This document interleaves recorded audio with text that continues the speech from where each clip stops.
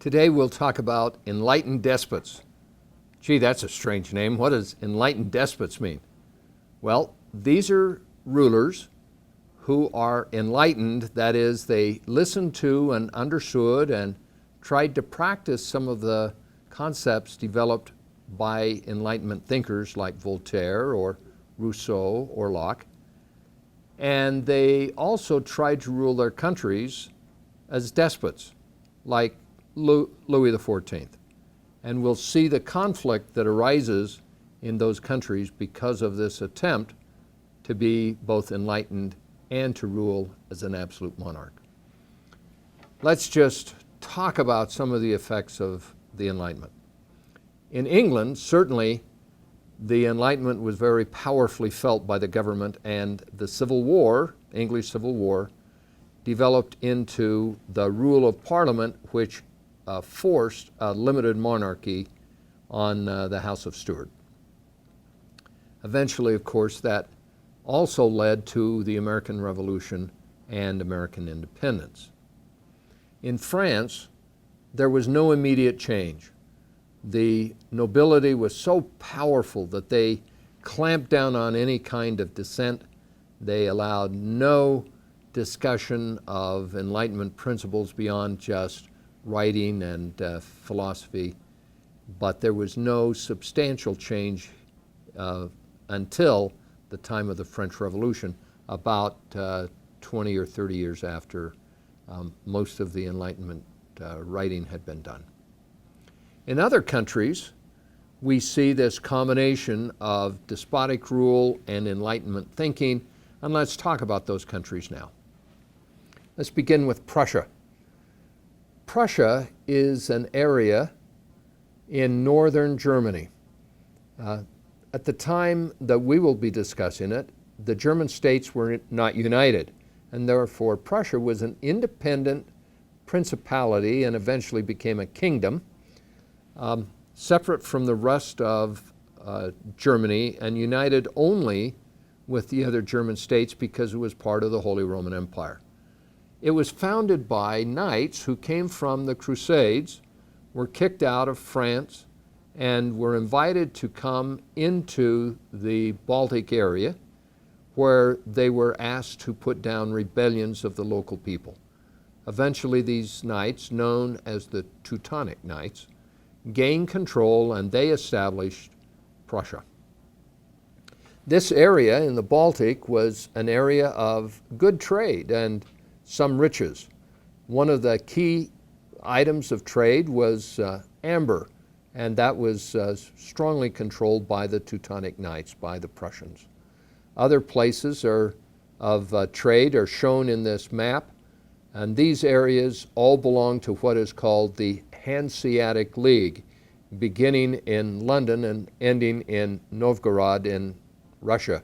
And those cities along the Baltic who participated in that trade became very wealthy. And Danzig in present-day Poland was one of those cities, and it was one of the headquarters of the Prussians. Here we see a statue honoring the Teutonic Knights, and it's interesting that they are always honored as military people. They were, of course, crusaders, but they established a foundation for Prussia that was militaristic. And for many, many years, even after the unification of Germany in the 1800s, the German military was run by generals who came from Prussia. Well, now let's go back to the age of the Enlightenment and discuss the ruler that we are most concerned with. His name was Frederick II, sometimes known as Frederick the Great. As a youth, he grew up in a family dominated by a military father. Frederick was forced to attend military school. It was not necessarily his choice. Frederick was an enlightened young man, and he was interested in music. He was reportedly especially good at the flute as both a performer and as a composer. And he was also interested and quite adept at other arts.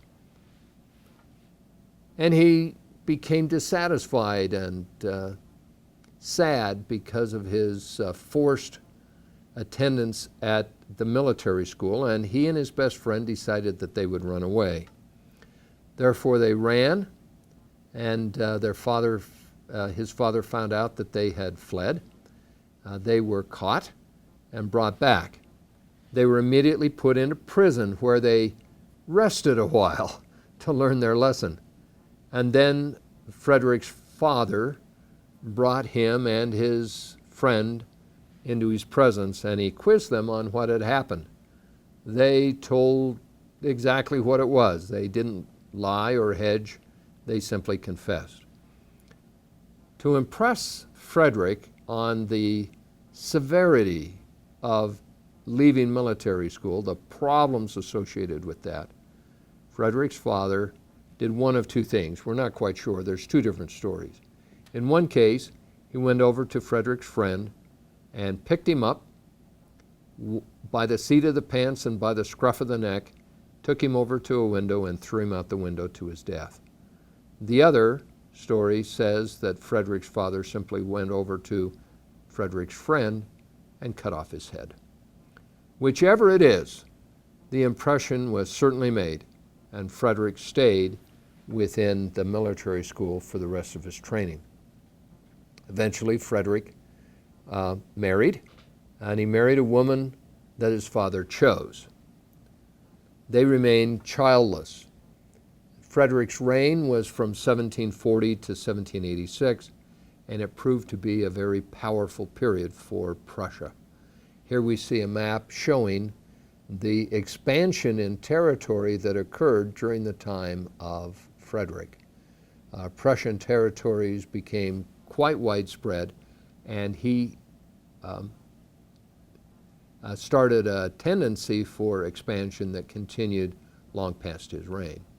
During the time of Frederick, there was a war fought called the 7 Years' War.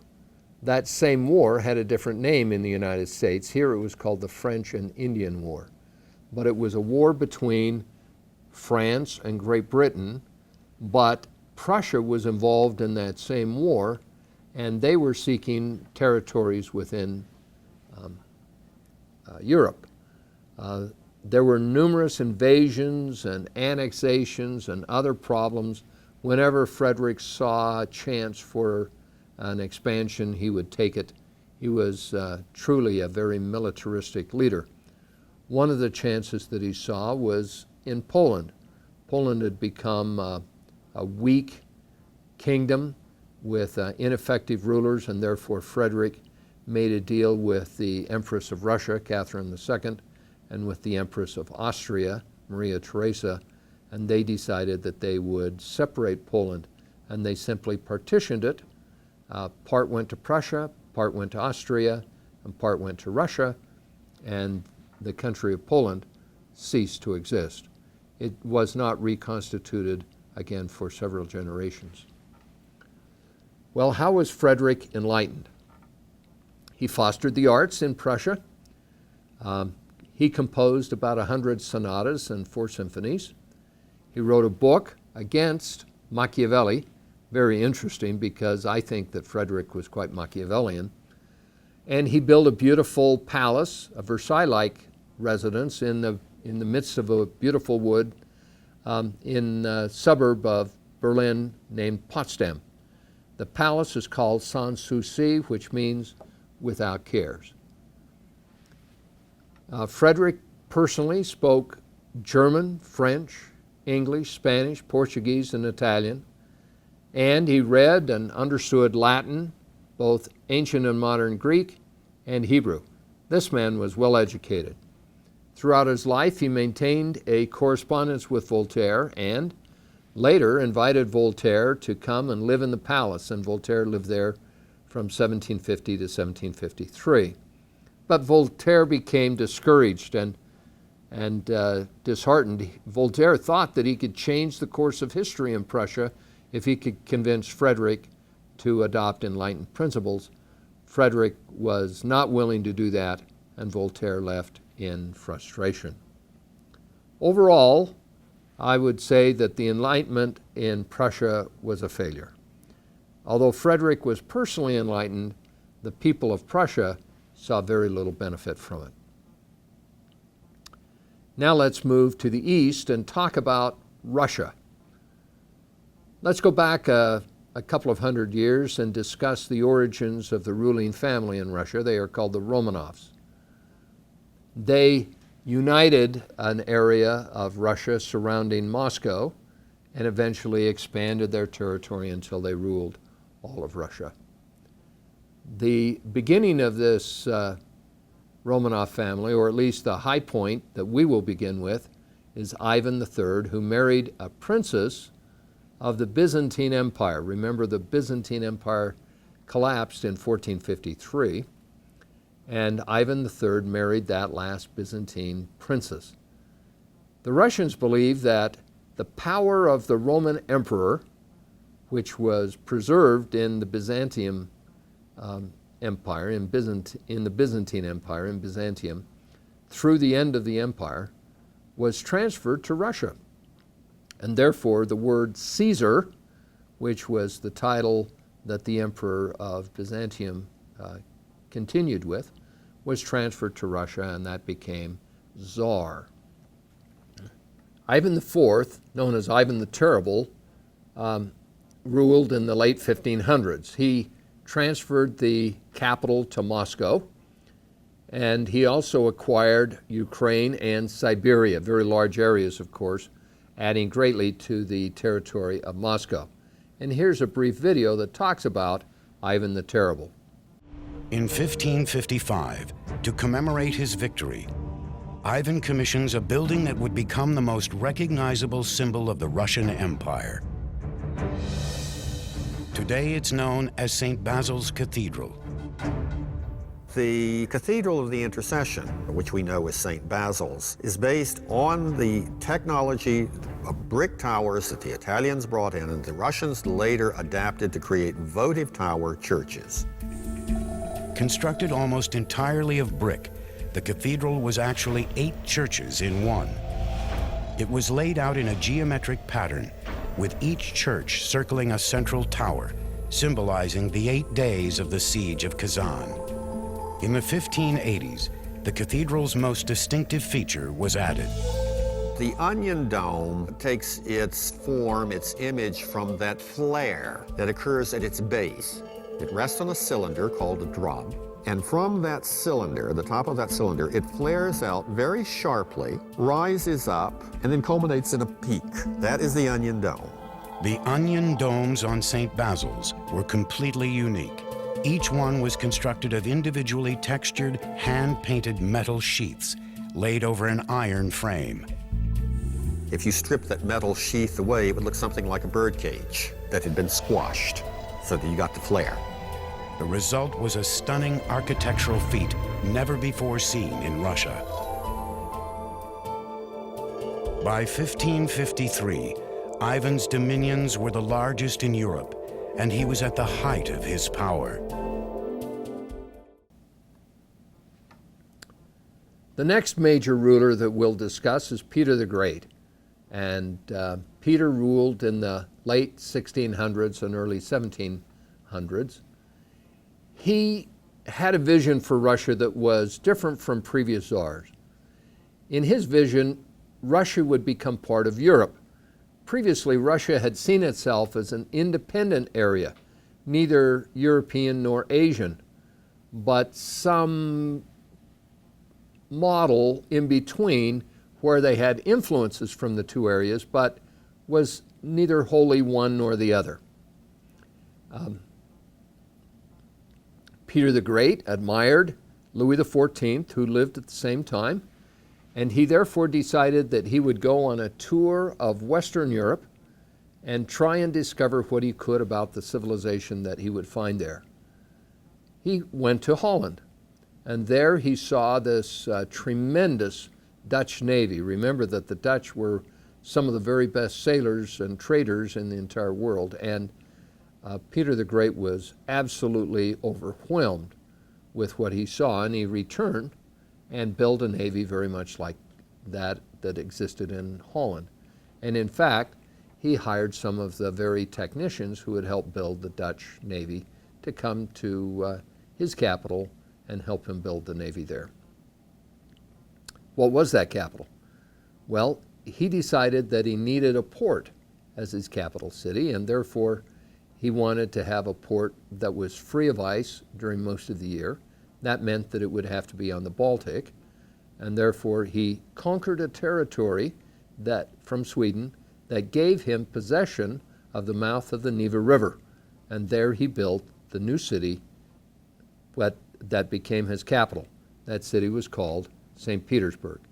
And here we see a movie about the building of that city. 1696. A new Tsar comes to power with a revolutionary plan to pick up where Ivan the Terrible left off and transform his backward nation into a modern empire. His name is Peter the Great. Peter the Great was an absolutely unique person. A giant, both physically, 6.5 feet tall, as well as in terms of personality. Peter had spent his early years in Moscow, carousing with artisans and military men in the city's foreign quarter, learning about their tactics and technology. So one of his first acts was he went to Europe, and he went to Europe incognito. And there he studied the craft of shipbuilding with the Dutch, who were masters at it. He also learned the art of navigation from the English Navy, and he saw the great wealth these European empires were pulling out of their overseas colonies, and he figured they might have use for Russian natural resources. But what Peter really wanted was a piece of the action. And he knew that in order to cut into the pie, he would have to drag his country kicking and screaming out of its gloomy medieval backwardness into the great white light of new commercialism of the Western world. When he got back to Russia, Peter resolved to transform his country into a naval force that would not only trade with the European empires, it would compete with them as a military power. Peter sets his sights on a stretch of land 400 miles north of Moscow, near the Baltic Sea on the Neva River. With godlike vanity, he began envisioning a new naval city that would put Russia on Europe's map. He would call his vision St. Petersburg. The only problem was that this land on the Neva belonged to Sweden. Peter would not be deterred. In 1700, he launched an all-out attack and took the land by force. By 1703, the cornerstone of the city was laid. The people of Russia would literally build St. Petersburg with their bare hands. Surrounded by nothing but swamp, supplies were almost impossible to come by. In order to raise the foundations of the fortress above tidewaters, workers had to dig piles of earth with their bare hands and then transport thousands of pounds of soil in their jackets and shirts. Everything had to be imported. Even lumber had to be cut upstream and floated down in huge quantities to stabilize the city's foundations. To do this, engineers designed a pulley system to drive thousands of piles into the soft earth. You'd raise the head, and they would drop it, and that would drive the pile into the ground. And this was repeated tens of thousands of times in Petersburg. Within 5 months, thousands and thousands of laborers had erected the hexagonal walls and the timber bastions of this fortress you see behind me. At night, they'd come home to their camps freezing and tired and hungry, and just as they had come by the thousands, so they would die by the thousands from disease, from the flooding, and from exhaustion. By 1708, a rough estimate of 25,000 laborers had perished building this fledgling city, which gave rise to its nickname, the City of Bones.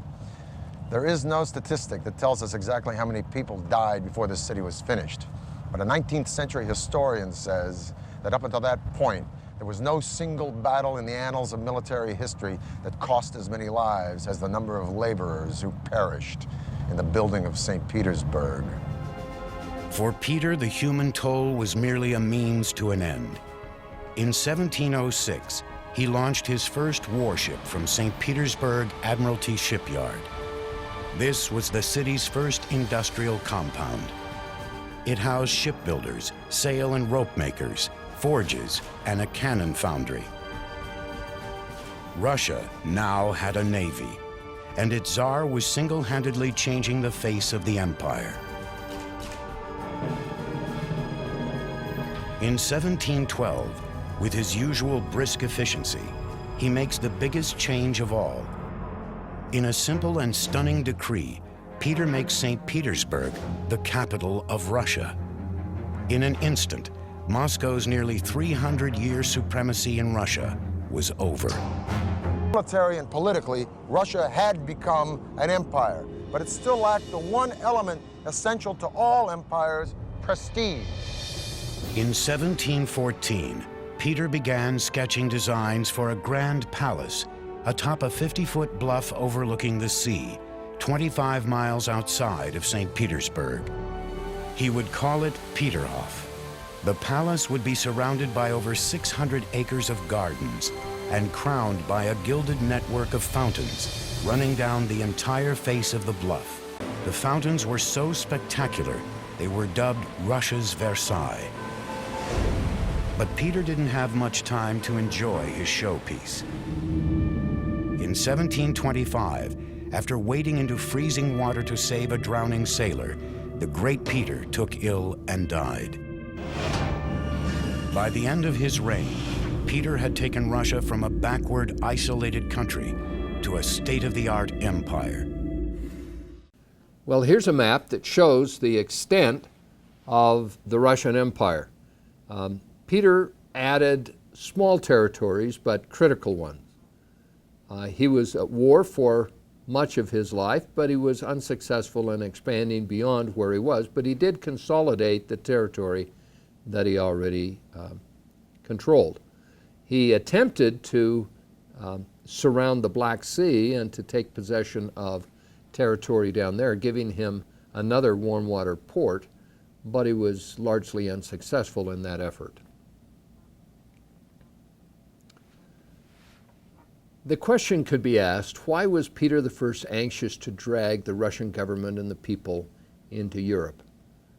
I believe the answer was simply that he saw an advanced culture in Europe. Perhaps some of Europe's glory was impressive to him, and therefore Peter believed that with the strengths and natural resources of Russia, he could be at least as good as the strongest of the European countries. A couple of rulers after Peter came Catherine II, or Catherine the Great. She is a most interesting study. She was born as a German princess, and her real name was Sophia Augusta Frederica, and then her last name was Anhalt-Zerbst Dornberg, quite a name. She heard that the Empress of Russia was seeking a bride for the man who was to become the new Tsar. And therefore she went to Russia under the tutelage of her mother, and she applied for the job. It's not unusual for her to do that because her uncle had previously been engaged to the Empress, but he died of smallpox just before the wedding. Therefore, Catherine's family was well known to the Empress, and Catherine was accepted at court. She was only 15 years old, but when they got there, she decided that she was going to become more Russian than the Russians. So she learned the Russian language and spoke it fluently. It said that she walked in a room at night practicing, and people found out that she was practicing, and it endeared her to the Russian people. During this time, most of Russian nobility were educated foreignly, and they spoke, even as a primary language, French or German or English, but not necessarily Russian. So she was unusual in that she practiced so hard that she could speak Russian as a native. She converted from Lutheranism to Eastern Orthodox religion, again, as a method of solidifying her Russian nature. She also changed her name to Catherine, which was a Russian name. She impressed the Empress, and she was given permission to marry the Tsar-to-be, who later became Peter III. They were married at the age of 16. Not a good marriage. Terrible problems. You can get that feeling from what Catherine said about their marriage. She's quoted as follows: "In short, never did two minds resemble each other less than ours. We had nothing in common in our tastes, nor in our ways of thinking. Our opinions were so different that we would never have agreed on anything had I not often given in to him so as not to affront him too noticeably." She had a low opinion of her husband, and he of her, and they just simply did not get along. It's interesting that her husband was a German speaker, and he had fallen in love with Frederick II. He actually wore the ring, the signet ring of Frederick II, instead of the Russian signet ring. When the emperors died and Peter became Peter III, the emperor or the Tsar of Russia, he came in the middle of a war between Russia and Frederick II's Prussia. Well, you can't have a war against the man that you admire most, and so Peter III just summarily stopped the war. He angered the Russian army. The Russians were winning this war, and they could see tremendous gains. And when Peter III stopped the war, it really made the army mad. Therefore, 6 months after Peter became Tsar, there was a coup d'etat, and Peter was deposed. It happened thusly. Peter was actually outside of the capital, that is outside of St. Petersburg, with some German friends and with a mistress. The army then came to Catherine, his wife, and they told her of the plot. It's interesting that one of Catherine's lovers was one of the leaders of the plot, so they had probably worked this out in advance. Catherine, who was in St. Petersburg, went to a nearby army barracks, and there she rallied the troops, told them what was happening. Because of their anger at being pulled out of the war precipitously, she won the support of the army. She then went to a church crowded with people, and she got the blessing of the Bishop of St. Petersburg. So now she's got support of the army, support of the church, and that leads automatically to support of the people. Peter III realized that he was in a difficult situation, and he fled to an island out in the Baltic, attempting to get away. But Catherine and the conspirators anticipated what he would do, and they arrested Peter when he got to the island. And then, strangely, he was killed a few days later trying to escape. You know that story, I'm sure. Catherine was declared Empress of Russia, and she immediately began to initiate reforms. She was well versed in the Enlightenment. Here's a video that talks about Catherine's reign. With her power secure, Catherine picks up where Peter the Great left off, transforming Russia into a world power. In fact, Catherine regarded herself as Peter's rightful heir. Catherine annexed some 200,000 square miles of territory, adding vast new wealth to Russia's coffers and expanding the empire to its greatest lengths to date. On the home front, Catherine used her new wealth to modernize her city. She was one of the first Russian rulers to address the squalid living conditions of Russia's poor, with plans for hospitals, sanitation, services, and schools. But Catherine's most prestigious building project was the renovation of her royal residence, the empire's most extravagant monument to self-indulgence, the Winter Palace. The Winter Palace was 3 stories high and 650 feet long. The entire exterior was decorated in more than 200 columns and over 150 carved statues. Inside, it contained more than 500 rooms, almost 4 times the number of rooms in the White House. Over the course of her reign, Catherine spearheaded a building boom unlike any the empire had ever seen. Her unrivaled power completely transformed St. Petersburg into an ostentatious and unashamed display of the culture, wealth, and power of the Russian Empire. Unrestrained building wasn't the Tsarina's only vice. Behind the doors of the Winter Palace, Catherine was known for another form of patronage, taking good care of her numerous and often much younger lovers. But Catherine's lavish court and her absolute power to give human beings as gifts symbolized the gulf that existed between the ruling elite and the average laboring Russian. While she sympathized with her subjects, on the throne of supreme power, Catherine's reforms went only so far. By the end of Catherine's reign in 1796, Russia was a superpower.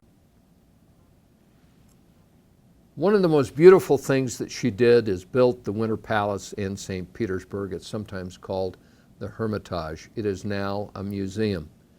A marvelous place to visit, and as you go through the Hermitage, you see evidences of what Catherine thought of herself.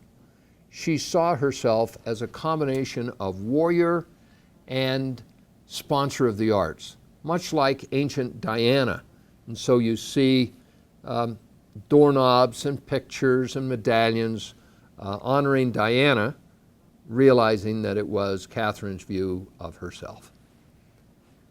Well, Catherine had some problems. In the midst of a war with Turkey trying to get those Baltic ports, she was confronted with a peasant revolt. She decided that the revolt had to be squashed, and therefore she viciously invited the army to come in and squash the revolt. It was too bad because she had begun to give the peasants greater freedom in a typical Enlightenment posture. But when the revolt occurred, she just clamped down and took away whatever rights the peasants had had, and in fact made life even worse on them because they had violated her trust. She also fought many wars and participated in the division of Poland. Nevertheless, she tried to be enlightened. She built many beautiful cities and improved many areas within the cities. She tried to help the serfs, but as I mentioned, she withdrew that support when the serfs revolted. Conclusion as to her enlightenment: she started okay, but she stopped after hitting so many barriers. The third ruler, enlightened despot that I would like to discuss is Maria Theresa and her son, Joseph II. The story of Maria Theresa is an interesting one. She was the only child of the Holy Roman Emperor, and as he approached his old age, he knew that she would be his successor, but there was a rule within the traditions of the Holy Roman Empire that only men could occupy the position. That was not true with respect to being the Empress of Austria, but it was true in this honorary title of Holy Roman Emperor. And therefore, her father worked it out that her husband, that is Maria Theresa's husband, would be named Holy Roman Emperor, even though Maria Theresa would be the actual ruler. And when the father died, that is exactly what happened. And then later on, Maria Theresa's husband died several years later, and when that happened, her son Joseph was made Holy Roman Emperor. And for a while, Maria Theresa ruled through Joseph, but he was a powerful young man in his own right, and as he gained in power, she withdrew her power, and there was a very natural and smooth transition between Maria Theresa and her son, Joseph II. Like most absolute rulers, Maria Theresa craved having a beautiful palace, and she built one just outside of Vienna. It's called Schönbrunn, and here we see a picture of it. We also see a statue of Maria Theresa in downtown Vienna, and she sits on the top as a mother of their country, and she certainly was well respected. Just to give you a time setting, she is the mother of Marie Antoinette, who of course was the wife of Louis XVI.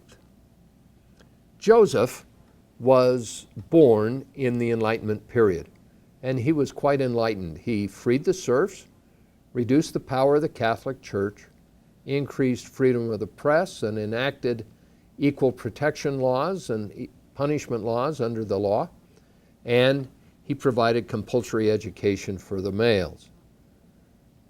There was resistance to these reforms from the nobles, but Joseph was strong enough that he was able to push through most of them and make them stick. He favored the arts, and it was during his reign that Mozart came to Vienna and that Beethoven was also in Vienna.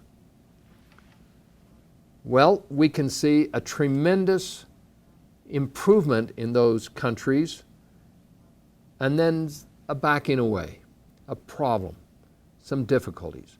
And so that allows us to make a comparison between the enlightened despots and absolute rulers. Was there a difference? First, the enlightened despots accepted change to improve their country. Absolute rulers were reluctant to change. Enlightened despots were able to give some measure of economic reform. Absolute rulers spent so much money on themselves that it resulted in economic disaster. Enlightened despots sought advice, often from enlightened philosophers. The absolute rulers dictated the way it was to go, and they took advice from very few. The question then can be asked, is being enlightened possible for an absolute monarch? Well, I guess Frederick II answered that question. The answer is yes. You can be personally enlightened, but you can be an absolute dictator. But then that follows up with this next question. Are you really enlightened if all you do is favor the arts and you don't spread the enlightenment into the life of your people? Thanks very much.